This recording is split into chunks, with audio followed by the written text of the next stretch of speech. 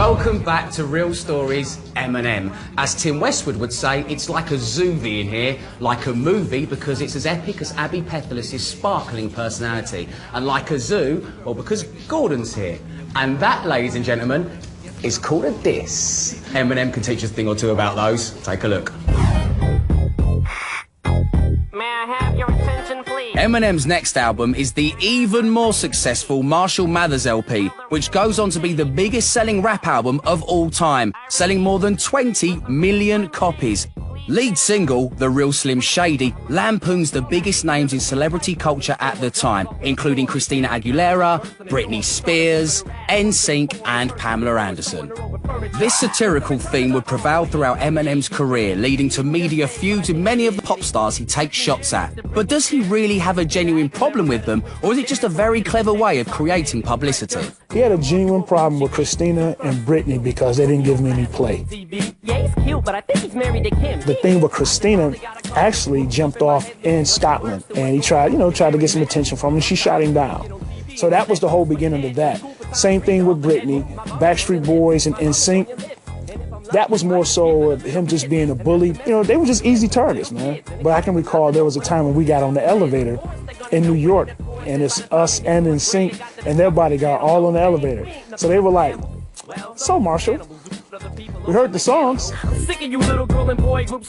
To me, I think it was just part of a kid sitting there, a hungry rapper, looking at the people that were already on TV and being like, oh, damn it, you know what I mean? I'm gonna make it, like just making fun of them. It was brilliant because by making fun of celebrity culture, he got the attention of the people who like celebrity culture. So it was a wonderful sort of side effect. I don't think he sat at home and said, I'm gonna get famous by making fun of the famous, but it sure did work.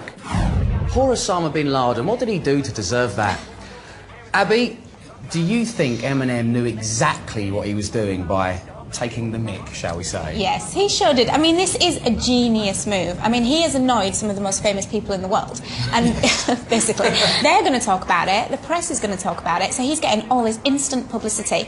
And he can keep his coolness and his credibility at the same time. I mean, he doesn't walk a red carpet, he doesn't do press junkets, he doesn't have to do any of that. He just knows by making a video, instant press all around the world. What's your favourite feud that Eminem's been involved in? He got Michael Jackson's plastic nose at the time, didn't he? And I think it was the video for Just Lose It, wasn't it? Michael Jackson rang a radio station and kicked off about it, saying, how dare he have the temerity to slag me off. But then Mariah Carey was the best one, I thought. I mean, they've had songs going back and forwards. He claimed he dated her, she was embarrassed by it, and they've been basically slinging mud at each other for years since. Apparently, I mean, as we know, a lot of the people he kind of picked on were the ones who, you know, romantically turned him down, so to speak. Who can blame him for that, eh, Dave? Right, OK, folks, it's time to grab the one you love and hold them dear. Failing that, maybe just hug a cushion or the sofa or stroke the wall for comfort. Because if you think the life and times of Marshall Mathers have been twisted so far, you ain't seen nothing yet.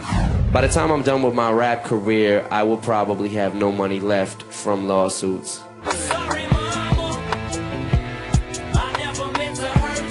As if Eminem's lyrics weren't angering enough people, they were also tearing his family apart. His own mother attempted to sue him for $10 million due to disparaging lyrics, such as this. I just found out my mom does more dope than I do. When I interviewed him in Manchester around about 2001, I remember being in the interview room backstage and his manager was bringing in paperwork to sign. I think that was at the time where there was a lot of controversy around the relationship between him and his mother.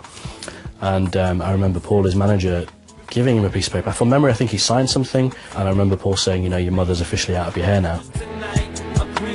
See? He really did hate her. He wrote it in coloured crayons and everything. However, dissing your mum is one thing, but releasing not one, but 2 songs about murdering the woman you're still married to is another. Kimberly Ann Scott and Marshall first met when his mum fostered her at the age of 13. Kim was kind of his sister there for a minute, you know what I mean? It was just so weird. They eventually married 10 years later in 1999, but like his mother, it was never a very straightforward relationship. She smashed his head into the mirror on a tour bus in South Carolina, Myrtle Beach, matter of fact. Once again, the jealousy, she didn't like the groupies responding to him. Anybody that knows Kim, she's a beautiful bully. She gets on the bus, and she's just hurling this, that, and the other. She's going off on him. She reaches around me, takes her hand, and smashes his head into the mirror, and the mirror just spider webs. His head is bleeding, his ego is smashed, his face is red. You can literally see the handprint on his face where she smashed his head, man.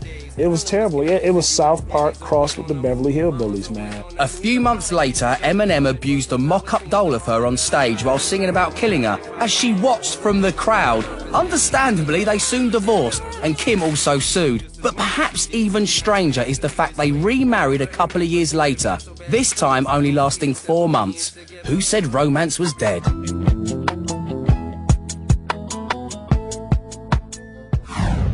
I don't know what's scarier. Eminem singing about killing his wife or the sight of his mum. She looks like a 1980s lion. Abby, Yes. There's hanging out your dirty laundry, and then there's hanging out your dirty laundry. And let's not forget, there is a kid involved in all this. Haley, she's about 16 now, so she's definitely read about what went on with her mum and dad. And he also had 2 other kids as well, which people don't talk about. He adopted Kim's sister's kid and her kid from a previous relationship. So all of these children know all the drama that went on, and there was a lot of drama. I mean, they had the classic love-hate relationship, like addicted to the drama of it all. I mean, Gordon, do you think the reason that Kim and Eminem's mum sued was because they were genuinely hurt by what was going on and using this kind of their relationships to escalate his fame even further? Or do you think it was just because they could smell all that beautiful money? The brutal reality is cold, hard cash, isn't it? And if you think about it, this was a woman that was wearing a sandwich board when he was a kid, trying to raise 25 cents for him to do a bit of breakdancing. You've got her now selling autographs. The Gram wrote a book, sold autographs, sold T-shirts outside the gig. I mean, it was just money time for everybody that he'd met throughout his life. And even in the making of this programme, I think there were a few people trying to get that check to get some information about him. Well, what better way to move on from such a sobering topic than by dishing out a poorly formed pun? We're calling the next part of the show, now wait for it, Hip Hoppywood. You won't work at the Sun, Dave. I'd never get a job at the Sun? For other reasons. By 2002, Eminem is arguably the biggest star in the world, selling more albums than anyone else that decade. But tired of constantly having his lyrics and life misunderstood by his critics, he focuses his life story by releasing a semi-biopic Hollywood blockbuster. The intrigue in the controversial star means 8 Mile is a smash hit, and he even goes on to win an Oscar for Best Song for Lose Yourself. Almost overnight, Eminem turns from being someone just the kids like to someone the parents like too. The one time on a stage when this was kind of like, I would say it was very impromptu. It was definitely an ad-lib. When he pulled his pants down, we weren't prepared for that. He got so engulfed in his character. He was really back in that time because it seemed like he would be really upset when he was going out doing a battle. And then when he pulled down his pants, I think that was a statement right there. Like, y'all never believed in me. No one believed in me. I believed in me. That's who. If you don't believe now, kiss my ass. The director at one point asked some of the guys who weren't signed, who were rappers in Detroit, to get up there and kind of battle Eminem, and Eminem was losing his voice, so he wasn't going to go head-to-head with these guys, and he took it for about a minute and a half. After that, he was like, I'm losing my voice, but you guys are not going to kill me on stage. And he started battling these dudes, and I know it was the thrill of their lives to be battled by Marshall. That's right, he sure did, and he whipped ass, you hear me? Out of all the films I've done, 8 Mile is the best. I say that because, you know, one, we spent 5 months, and we were all these young guys just trying to figure our way out through life and excited that we were working with this rapper. And we created a handshake back then. It's 2 times, back, you know, and it's like, what's up, Cat Daddy? You know, and every time I see him, even to this day now, if I see him, it's, what's up, Cat Daddy?